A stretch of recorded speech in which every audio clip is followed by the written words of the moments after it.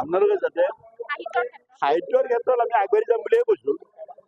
তেখেতসকলে যেনেদৰে আৰু আগবাঢ়িব পাৰিম এইটোহে কথা হৈছে। কিন্তু শ্ৰীমন্ত শংকৰদেৱ সংঘৰ যিটো পৰিসৰ, কৰ্মৰ পৰিসৰ, সাহিত্য সভাৰ পৰিসৰতকৈ আমাৰ বহুত বেছি আপোনালোকে জানে। আমি এটা জাতীয় সংগঠন হিচাপে ভাষা, ধৰ্ম, সাহিত্য, সংস্কৃতি, কৃষ্টি, জাতীয়তা আৰু বিশেষকৈ আমাৰ জাতি জনগোষ্ঠীৰ মানুহবিলাকক লগ লগাই শংকৰ মহাপুৰুষ শংকৰদেৱৰ আদৰ্শেৰে আমি এখন সমন্বয়ৰ সমাজ, প্ৰগতিশীল সমাজ সকলোকে লগত লৈ আমি কৰিব গৈছোঁ। এইটোতো মহান অসমীয়া জাতীয় সমাজ। এইটো দুনিয়াত আমি সেই ক্ষেত্ৰত আমি বিভিন্ন ক্ষেত্ৰত সাহিত্য, সংস্কৃতি, ধৰ্ম আৰু ভাষা, সাহিত্য তাৰ লগতে সমাজ, গোটেই সামাজিক ক্ষেত্ৰখনত, আধ্যাত্মিক ক্ষেত্ৰখনত, শিক্ষাৰ ক্ষেত্ৰখনত আমাৰ ধৰি লওক উদ্যোগ আমি কৰিবলৈ গৈছোঁ। আৰু বিভিন্ন ক্ষেত্ৰত আমি আমাৰ পৰিসৰটো সাহিত্য সভাৰ পৰিসৰতকৈ বহুত বেছি ব্যাপক।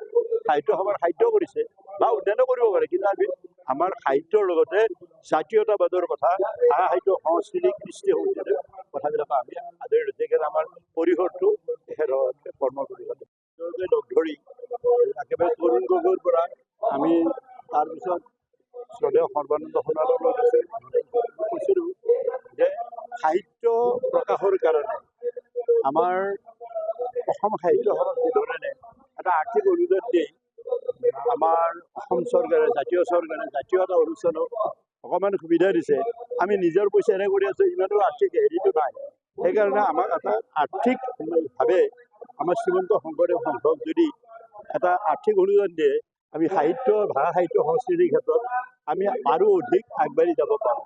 গতিকে আমাক এই ধৰণে এটা আৰ্থিক অনুদান তেখেতে দিয়াটো আমি বিচাৰিছোঁ। ইমানেই কথা। আৰ্থিক অনুদান নিদিয়াকৈ সাহিত্য সভাত বেছি ভাল আমি বেছি ভাল।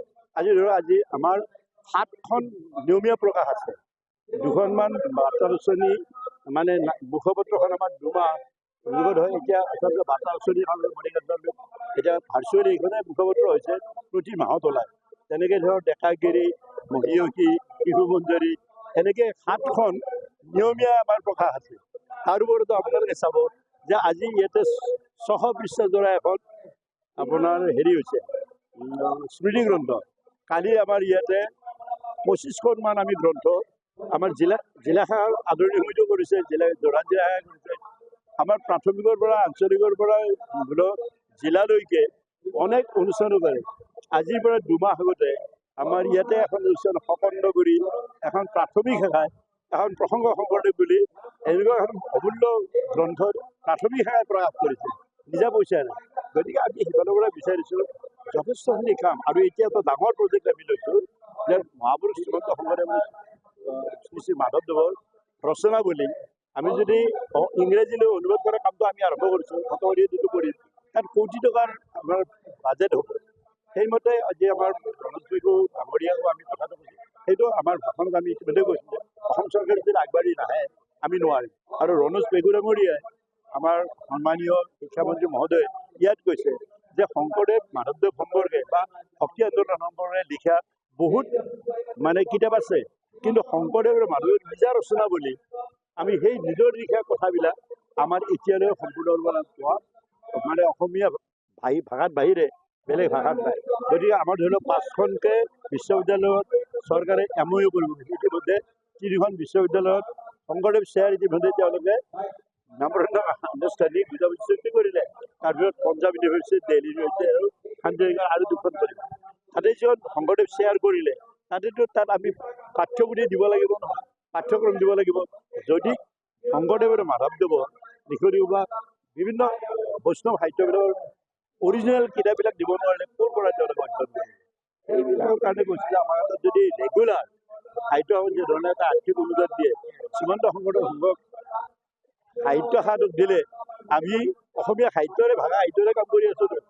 সকলোৰে জাতিৰ হৈ আমি কৰি আছোঁ। জাতিৰ আপোনালোকে আমিতো জাতিৰ, কিন্তু কেৱল এটা অনুষ্ঠানে সামাজিক সাংস্কৃতিক স্বেচ্ছাসেৱী অনুষ্ঠানে ইমান অৰ্থৰে ইমান কাম কৰাটো কিমান সম্ভৱ হ'ব কৰিতো আছে ইতিমধ্যে কিন্তু সেইকাৰণে আমাৰ জনপ্ৰিয় চৰকাৰে আমাৰ জাতীয় সংগঠনত যিধৰণে এই বিষয়ত কিছু কিছু আৰ্থিক উদয়ন দিছে আমাক দে আমাৰ ৰাইজৰ অকণমান সকাহ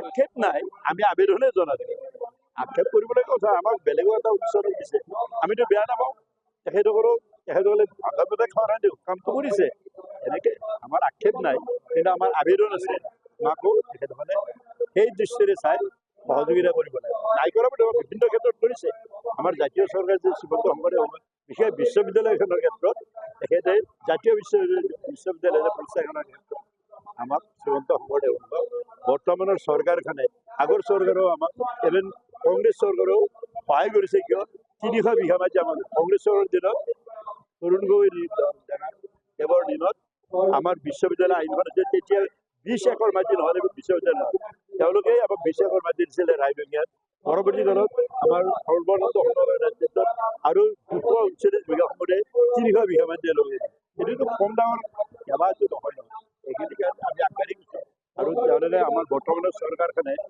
আমাৰ হিমন্ত বিশ্ব শৰ্মা আৰু আমাৰ সৰ্বানন্দ সোণোৱাল এনেদৰে নেতৃত্বত আমাৰ বিশ্ববিদ্যালয়খনে যথেষ্ট অগ্ৰগতি লাভ কৰিছে আৰু আন্তঃগাঁথনিকৰ পৰা ধৰি বিশ্ববিদ্যালয়খন চলাই জাতীয় বিশ্ববিদ্যালয় গঢ় দিয়াত দুয়োগৰাকী জননেতাই আমাৰ গুৰুদেৱ আমাৰ আটাইতকৈ শ্ৰদ্ধাৰ এইদুগৰাকী জননেতাই অসম প্ৰেমী লোক বুলি আমি ভাবিছোঁ অসমৰ হৈ তেখেতে কাম কৰাত আমাক সহযোগিতা কৰিছে জাতীয় অনুষ্ঠানত সহযোগিতা জাতীয় চৰকাৰৰ দায়িত্বৰ আমাৰ কাৰো প্ৰতি আমাৰ খুব উজলিৰ কথা নাই কিন্তু আমাক অলপমান এইটো দিশত সাহিত্যৰ দিশত জাতীয় অনুষ্ঠান দিলে আমি উপকৃত হ'ব সেই আবেদন এইটো এক্সপ'জাৰ কাৰণে ইয়াত পঠোৱা হ'ব তেওঁলোকক আমি বুজাম যে এনেকৈ ডাঙৰ যদি কিবা প্ৰগ্ৰাম হয় পুলিচ এৰেঞ্জমেণ্ট আমি কেনেকৈ কৰোঁ লগতে আমাৰ 150জন চিভিল ডিফেন্সৰ আহিব আমাক সহযোগ দিবলৈ আৰু 100কে ওপৰত আমাৰ ট্ৰাফিকৰ টীম আছে ইয়াত যি 1000কে ওপৰত বাছ বা সৰু গাড়ী ডেইলি অহা যোৱা কৰিব ইয়াত তো তেওঁলোকে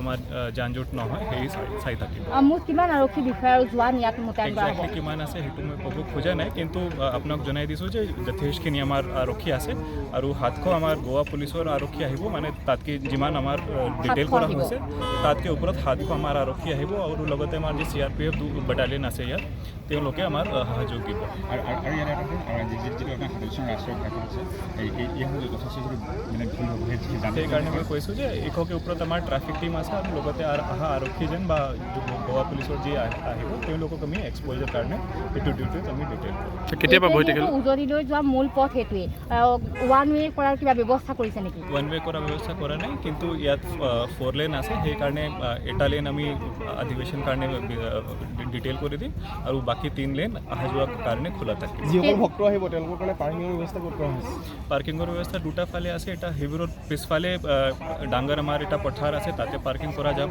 আৰু যদি সেইটো সাফিচিয়েণ্ট নহয় তেতিয়া লেফ্ট সাইড আপোনালোকে চাব পাৰিছে অপোজিট দ্য ৰোড তাতে এটা ডাঙৰ আমাৰ পথাৰত পাৰ্কিং দিয়া হৈছে সেইটো দুটা ঠাইত আমাৰ 1000কে ওপৰত আমাৰ বাছ বা ডাঙৰ ভেহিকেল আহিব পাৰে ওৱান ৱে বন্ধ থাকিব বুলি কৈছে ক'ৰ পৰা ক'লৈ ডিষ্টেঞ্চ মানে এইটো প্ৰথম যি আপোনাৰ ইয়াৰ পৰা চাইছে যে ইয়াত যি ইউটাৰ্ণ আছে সেইটো কাজিৰঙা ইউনিভাৰ্চিটিৰ ওচৰত আছে সেইটো লেন আমি হাফ লেন ক্ল'জ কৰি থাকোঁ যিকোনো খবৰৰ বাবে যোগাযোগ কৰক 7099017330 লগতে 7099017110 নম্বৰত